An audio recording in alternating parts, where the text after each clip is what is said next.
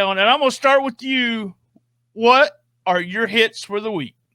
My hits for the week. I got a few of them for you. I'm not one and done this week. All right. I got a few for you. I got more hits than misses, but my hits this week, I got to go with that Mike Anthony promo. Man, I thought he killed it in the beginning of the program. He cut a promo, and I thought that energy, that's what I'm looking for right there. I'm really looking for that with all the wrestlers. When they're cutting their promos, I want to feel it. And Mike Anthony really made me feel that promo right there. So I'm really, really digging that.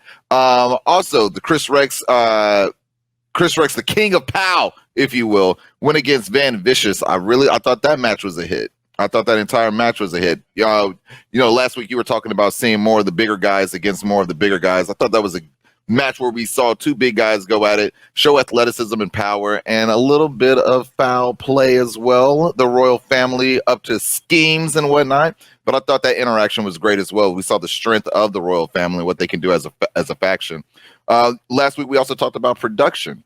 We talked about the production of the show. I thought the production of the show this week definitely improved. It seems like every week the production value with the graphics, the camera cuts, the scenes, it feels like it's just growing and it's getting a little bit better and better.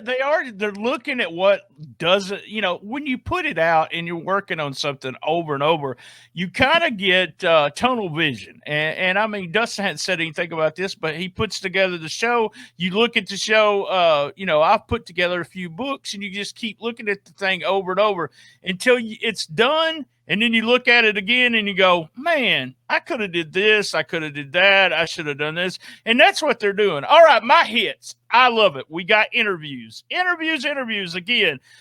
Big hit for Mike Anthony. Selena, by the way, JB, she's new money, right? Selena Dean is new money. I love her. And I want to see more of her. I got a question for you, JB. Can we say smoking hot in 2021? I want to know that. Can we? I think it's okay. I think it's all right to say smoking hot. I'm going to have to double check though. All right. Shout out to Nikki Lane there in Newport, Arkansas. And shout out also to her Instagram. Let me just say this, JB. Austin Lane is a lucky man. And we're not kayfabing everybody. Everybody knows that's Austin Lane's wife, and he's a lucky man. I want a big hit to T-Bone himself, Terrence Ward.